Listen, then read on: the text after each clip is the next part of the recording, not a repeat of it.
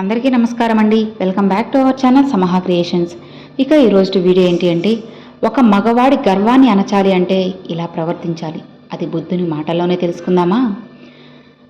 ఒక స్త్రీని నిండు సభలో వివస్త్రను చేసి తన మానాన్ని అవమానించిన కారణంగా అందుకు పాల్పడ్డ ఒక్కడిని కాదు, ఆ ఘోరాన్ని చూస్తూ నిలువరించని పెద్ద మనుషుల్ని, దాన్ని సమర్థించిన మూర్ఖుల్ని, ఆఖరికి తప్పు అని తెలిసినా నిస్సహాయతగా ఆ దుష్టుల వైపు నిలబడ్డ బాధ్యులు, అభాగ్యులతో సహా 11 అక్షౌహిణుల పిచ్చి కుక్కలా చంపబడ్డారు.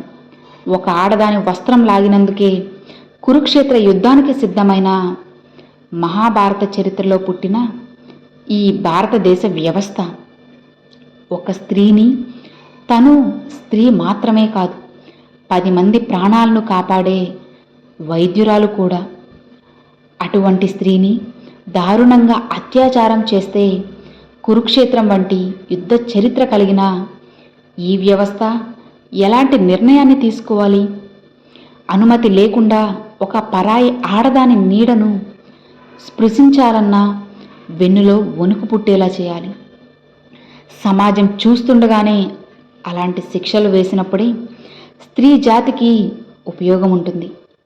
లేదంటే ఇలాంటి అఘాయిత్యాలకు ముగింపు పలకడం ఎంతో కష్టతరమవుతుంది. నిజమే కదా? భగవద్గీతను న్యాయస్థానంలో ప్రమాణాలు చేయడానికి ఉపయోగిస్తూ ఉన్నారు. అదే భగవద్గీతను పాఠశాలల్లో నేర్పించరు. ఎందుకు? అది పాఠశాలలో నేర్పిస్తే అసలు న్యాయస్థానానికి వెళ్ళే అవసరమే రాదు. నిజమే కదా?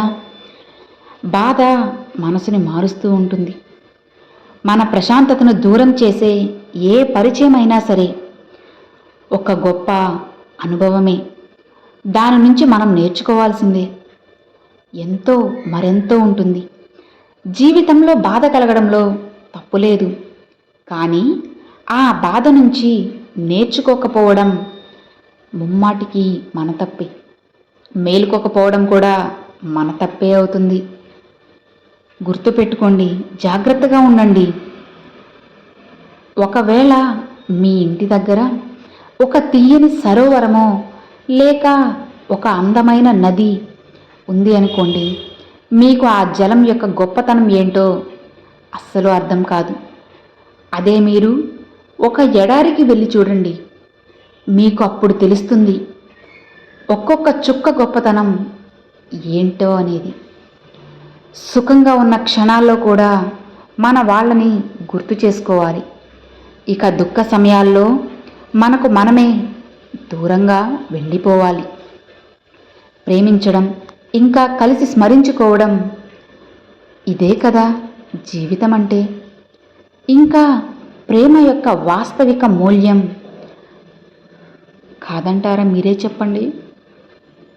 కేవలం ఒక నీటి బిందువుగా మాత్రమే చెప్పబడుతుంది. మిగతా బిందువులతో కలిసినప్పుడు మాత్రమే కదా అది సాగరంలా మారుతుంది.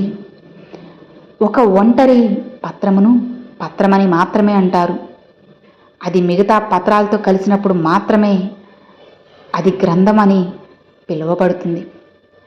ఒక ఒంటరి దారము మిగతా దారాలతో కలిసినప్పుడే ఒక వస్త్రం తయారవుతుంది. చాలా ఎక్కువ ఇటుకలు ఒక దగ్గరకు చేరి ఒక భవనాన్ని నిర్మించగలవు. సైనికులు ఒక్కటిగా కలిసి వస్తే ఒక సేన తయారవుతుంది. ఇక ఇదే కలిసికట్టుగా ఉండడంలో ఉండే శక్తి. దీనినే ఐక్యత యొక్క శక్తి కూడా అంటారు.